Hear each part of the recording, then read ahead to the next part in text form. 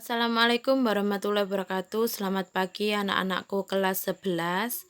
Kali ini Bu Vivi akan menjelaskan mengenai teks eksplanasi. Secara umum, teks eksplanasi adalah teks yang berisi tentang proses mengapa dan bagaimana suatu peristiwa alam, ilmu pengetahuan, sosial, budaya, dan lainnya bisa terjadi. Teks eksplanasi mempunyai tujuan yaitu untuk menjelaskan tentang mengapa dan bagaimana suatu fenomena atau peristiwa itu terjadi. Teks eksplanasi secara umum menggunakan kalimat berisi fakta yang berfungsi sebagai penyebab atau akibatnya terjadi suatu peristiwa. Bahkan dikatakan bahwa teks eksplanasi hampir semuanya berupa fakta. Jadi bisa dipertanggungjawabkan. Teks eksplanasi ada dua jenis yang biasanya kita ketahui. Yang pertama, teks eksplanasi atau peristiwa atau fenomena, ada fenomena alam. Fenomena alam adalah suatu fenomena yang terjadi akibat kehendak dari Yang Maha Kuasa. Contoh, puting beliung, terjadinya pelangi, dan lain sebagainya. Yang kedua, fenomena sosial. Fenomena sosial terjadi karena individu itu sendiri, antar kelompok, antar teman yang menimbulkan konflik. Contoh di sini adalah tawuran pelajar.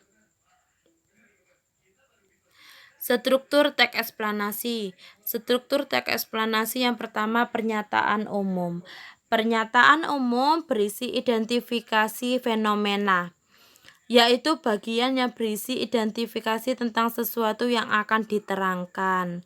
Biasanya kita menemukan dalam teks eksplanasi seperti ini contohnya. Tsunami adalah, banjir adalah, ada kata yang menjelaskan ya, adalah. Urutan sebab akibat.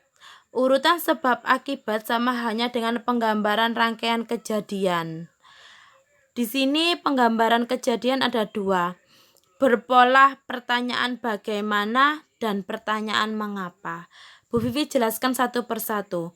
Yang pertama, rincian yang berpola atas pertanyaan bagaimana akan melahirkan uraian yang tersusun secara kronologis ataupun gradual. Yang kedua, rincian yang berpola atas pertanyaan mengapa akan melahirkan uraian yang tersusun secara kausalitas atau sebab akibat yang biasanya kita kenal ya. Interpretasi. Interpretasi berisi ulasan berupa komentar, penilaian tentang konsekuensi atas kejadian yang dipaparkan. Selanjutnya, ciri-ciri teks eksplanasi. Ciri-ciri teks eksplanasi sebagai berikut. Pertama, strukturnya terdiri atas pernyataan umum, urutan sebab akibat, dan interpretasi yang sudah Bu Vivi jelaskan tadi. Yang kedua, informasi yang dimuat berdasarkan fakta. Jadi ada buktinya. Bersifat faktual, nyata, yang memuat informasi bersifat ilmiah atau keilmuan. Sifatnya informatif. Informatif itu memberikan informasi, tidak berusaha untuk mempengaruhi pembaca percaya pada hal yang dibahas. Tidak bersifat argumentatif, tidak bersifat persuasif atau mengajak. Menggunakan konjungsi temporal, ada urutan waktunya. Jadi bisa dipertanggungjawabkan. Cara menyampaikan komentar atau tanggapan teks eksplanasi yang pertama, fokus. Fokus. Usahakan menyampaikan tanggapan dengan sederhana dan langsung pada inti permasalahan.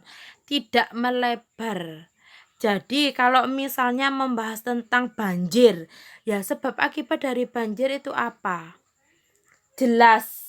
Perlu untuk memilih kata yang tepat dengan struktur kalimat yang efektif untuk menghindari tafsiran yang bermacam-macam. Jelas intinya, membahas tentang apa. Lengkap. Lengkap ditandai oleh sejumlah alasan yang kuat yang dapat didukung oleh jumlah fakta yang memadai. Jadi ada data yang dipertanggungjawabkan. Misalnya terjadi kebakaran di area rumah susun. Lah, korbannya berapa? Yang meninggal berapa? Lengkap, jelas, bisa dipertanggungjawabkan. Itu namanya fakta. Terakhir, santun. Kesantunan akan tampak pada pilihan kata dan sikap seseorang ketika berbicara. Tidak sembarangan. Sekian presentasi atau penjelasan dari Bu Vivi mengenai teks eksplanasi, strukturnya, dan lain sebagainya.